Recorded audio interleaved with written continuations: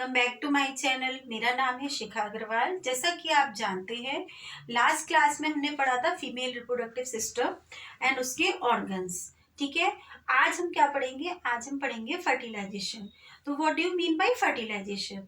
Fertilisation क्या होता है कि in human beings internal fertilisation take place. Human being में फर्टिलाइजेशन इंटरनल होता है। फिर the sperm made in the testes of males introduced into vagina of women during copulation. copulation के समय या फिर मैटिंग पीरियड कहिए, कॉपुलेशन के समय क्या होता है कि स्पर्म्स माने मेल गैमेट्स जो होते हैं वो वेजाइना में पेनिस के थ्रू एंटर करते हैं।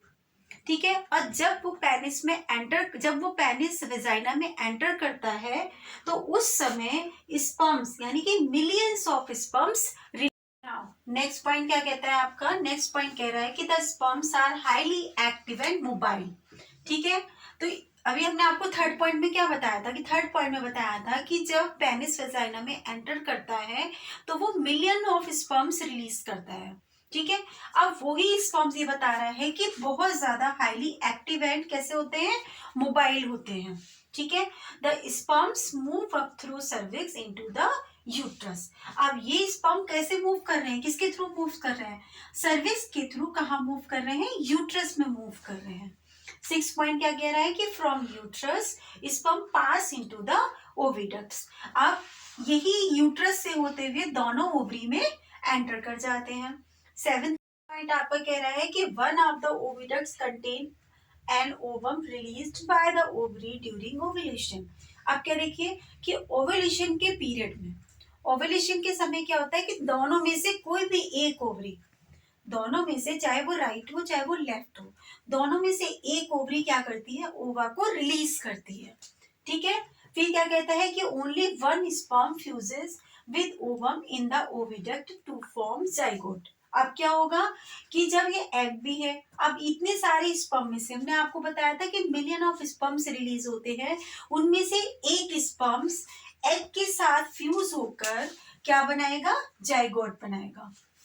कोई भी एक स्पर्म्स एग के साथ फ्यूज होगा और क्या बनेगा? जाइगोट बनेगा। देखिए इस समय स्पर्म हो चाहे एग हो, दोनों क्या है? हैप्लॉइड है। ठीक है, दोनों क्या है? हैप्लॉइड है। लेकिन जब जाइगोट बनेगा तो जाइगोट क्या होगा? आपका डिप्लॉइड होगा। ये पूरी प्रोसेस आपकी, this process is called fertilisation.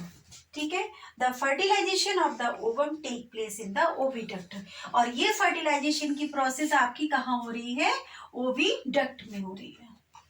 When the ovum is fertilized in the oviduct, then zygote is formed.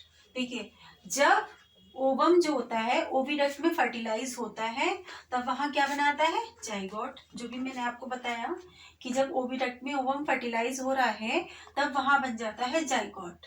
फिर the zygote divided rapidly by mitosis as it move down slowly in the oviduct and forms a hollow ball of 100 of cells. अब क्या होगा कि zygote जो होता है by mitosis धीरे धीरे डिवाइड होगा और उसके बाद मूव डाउन करेगा ओविडक्ट में और वहां पर एक हॉलो बॉल बना लेगा। ठीक है, this hollow ball of cells now called an embryo.